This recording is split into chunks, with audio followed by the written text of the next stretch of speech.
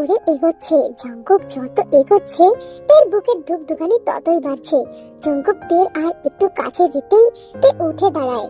চলে চলে যেতে নিলে জাঙ্কুক সাথে সাথে তের হাতটা ধরে নেয়। এক টান দিতেই তে তার বুকের কাছে এসে পড়ে। তের পিঠ জাঙ্কুকের বুকের সাথে ঠেকে রয়েছে। তের হার্টবিট ক্রমশ বাড়ছে।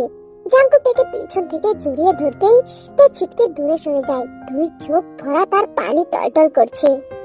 আপনি আপনি সাহস কি করে পান আমাকে টাচ করার? আমাকে ছোঁয়ার অধিকার আপনাকে কে দিয়েছে? আপনি আমার কে হন? বলে সোজা ঘর থেকে বেরিয়ে যায় জাঙ্কুক হতভম্ব। তে কি আসলেই এমন? তে তো অনেক শান্তশিষ্ট একটা মেয়ে, তাহলে সেই মেয়ে কিভাবে এতটা পাল্টাতে পারে? তে দৌড়ে নিজের ঘরে চলে যায়। বালিশে মুখ গুজে চিৎকার করে কান্না করতে থাকে। কেন আসেন বারবার আমার জীবনে? 8 মাস আগেও তো আমার জীবনে এসেছিলেন, সেই তো ভালোবেসেছিলাম, কিন্তু শেষমেশ তো ছেড়েই গেলেন। আর সেই মায়ায় পড়তে চাই না। আমি আপনাকে কখনোই ক্ষমা করবো না জাঙ্কুক, আপনি খুব খারাপ। কান্না করতে করতে কথাগুলো বলল। তে অনেক কঠিন একটা মেয়ে হয়ে উঠেছে, আর জাঙ্কুক যাওয়ার পর নিজেকে আরো কঠোর বানিয়েছে। তে সহজে কান্না করে না, কিন্তু আজ জাঙ্কুককে হঠাৎ এমন ভাবে দেখে তে নিজের কান্না আটকাতে পারছে না। কান্না করতে করতে কখন যে অমন ভাবে ঘুমিয়ে গেছে তে নিজেও জানে না। জাঙ্কুক ফ্রেশ হয়ে ব্রেকফাস্ট টেবিলে যায়। দেখে আরেম সহ চিনো বসে আছে। আরেম জাঙ্কুকের সাথে একটা কথা বলেনি। বাবা, নিউ ইয়র্কের প্রজেক্টের ব্যাপারে তোমার সাথে কিছু কথা ছিল। আমি আর কি বলবো, তুমি তো নিজেই সব পারো। আমাকে তো তোমার কোনো দরকারই নাই, নিজের সবকিছু তো নিজেই হ্যান্ডেল করতে পারো। বাবা, তুমি ভালো করেই জানো এই প্রজেক্টটা তুমি ছাড়া হবে না। আরেম কিছুই বলে না, মাথা নাড়িয়ে খাওয়া শুরু করে। মা, তে কোথায়? তে আসেনি? তে তো সকাল থেকেই নিচেই আসে নাই। জাঙ্কুক ভাবে কাল রাতের কথা, হয়তো কাল রাতে তে ভীষণ কষ্ট পেয়েছে। খাওয়া দাওয়া শেষ করে জাঙ্কুক খাবার প্লেট নিয়ে সোজা তের রুমে চলে যায়। নক করতেই দেখে দরজা তো খোলা। জাঙ্কুক ঢুকে পড়ে ভিতরে। তে এলোমেলো ভাবে ঘুমাচ্ছে। তেকে এমন ভাবে দেখে জাঙ্কুকের মনে পড়ে যায় সেদিনের কথা। জাঙ্কুক এগিয়ে যায় তের কাছে। টেবিলের উপর খাবার রেখে তের দিকে তাকায়।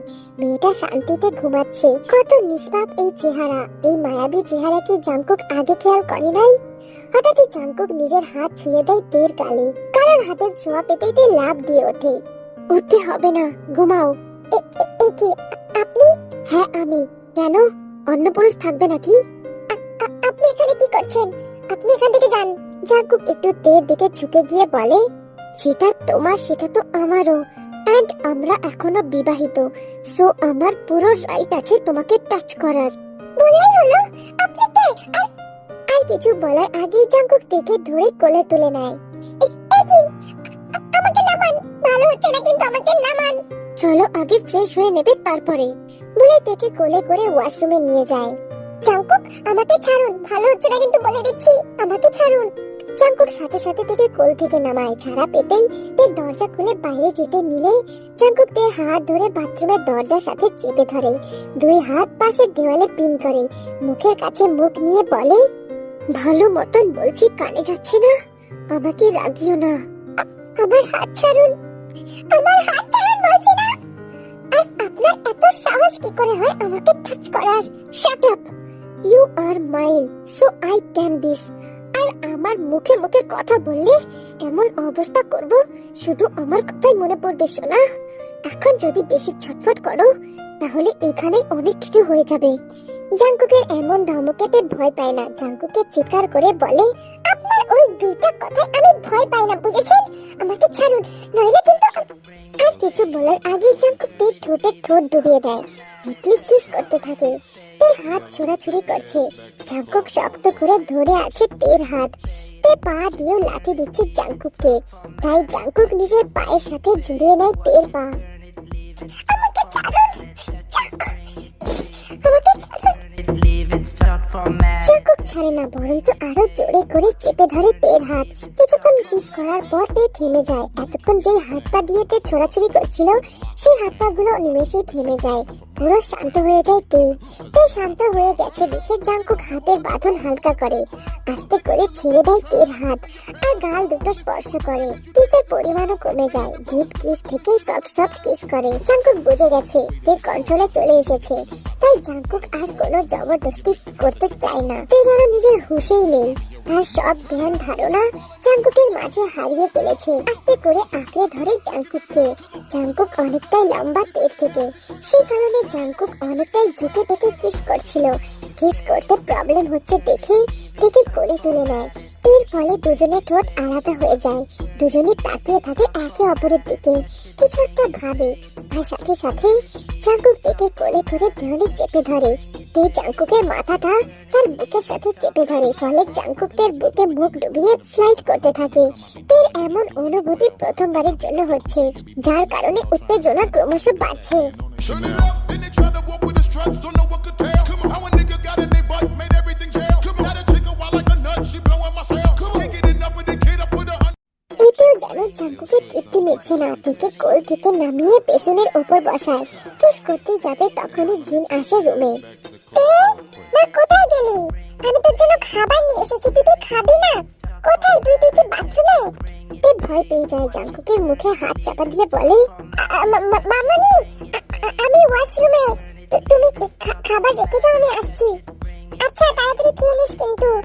বলে জিন সেখান থেকে চলে যায়। তে জাংকুকের দিকে তাকিয়ে দেখে জাংকুক মুচকি মুচকি হাসছে। তে লজ্জায় মুখ এদিক ওদিক করতে থাকে, তাড়াতাড়ি করে নেমে দরজার দিকে যেতে থাকে। তখনই আবারও জাংকুক হাত ধরে নিজের দিকে ঘুরিয়ে বলে, এমন একটা সময় আবার খুব তাড়াতাড়ি আসবে সোনা। I am just waiting for this moment. এই কথা শুনে তের বুক পেটে কান্না আসছে।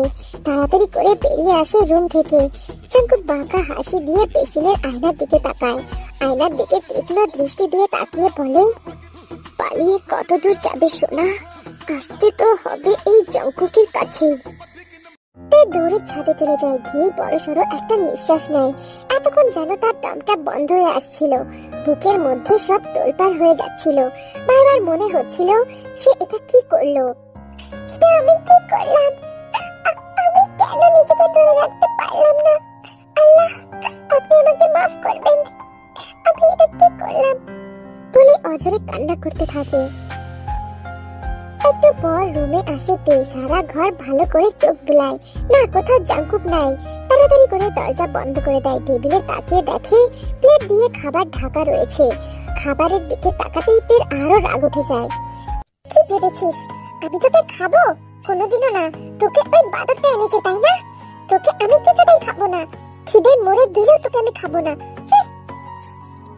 অনেকক্ষণ হলো তে শুয়ে আছে। এবার তের পেটের ছুঁচোগুলো এদিক ওদিক পালাচ্ছে।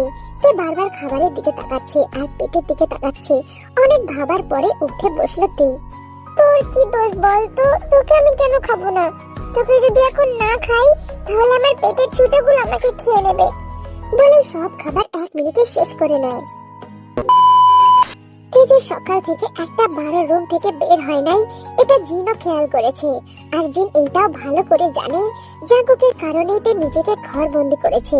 তাই জিন ভাবে তের সাথে এই ব্যাপারে কথা বলবে। সেই মতো জিন রওনা দেয় তের রুমের উদ্দেশ্যে। কিন্তু তখনই তে বাইরে বেরিয়ে আসে, হাতে তার টিউশনি ব্যাগ। কি তুই কোথায় যাচ্ছিস? মামনি, আসলে রায়হানের মা ফোন করেছিল, ওর তো পড়ানো বাকি আছে, তাই আজ পড়িয়ে দিয়ে আসতে বললো। ও আচ্ছা, ভালো করেছিস, একটু বেরোনো ভালো। আচ্ছা সাবধানে যাস আর দেখে শুনে যাস। ঠিক আছে মামনি। তেজের রুম থেকে বের হয়েছে এতে যে মহা খুশি। মুচকি হাসি দিয়ে রান্নাঘরে চলে যায়। মুচি, মুচি তাকাবেন আমার দিকে।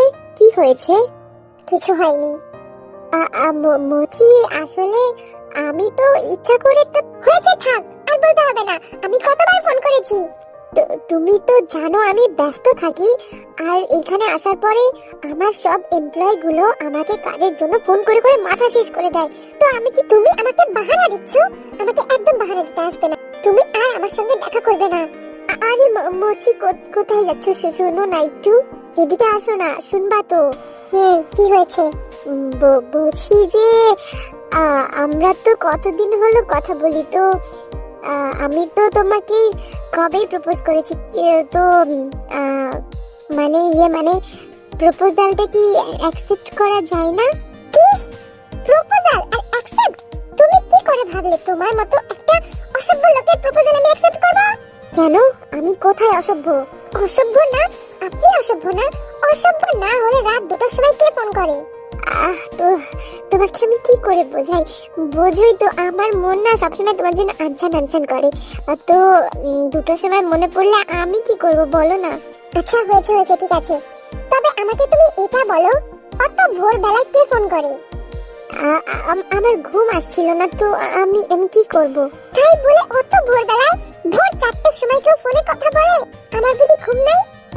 আচ্ছা এইসব বাদ দাও। সরি হ্যাঁ, তুমি আমার প্রপোজাল কি অ্যাকসেপ্ট করবে না?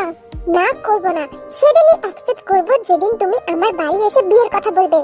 কি বলছো সোনা, আমাদের তো বিয়ে হয়ে গেছে।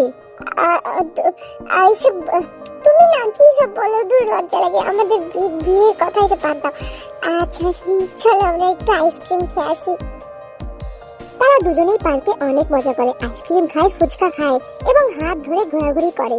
আসলে তোমাদের তো জানানোই হয়নি, তারা অলরেডি কাপল, কিন্তু তারা আনকাপলের মতন ভাব করে যাতে কেউ বুঝতে না পারে।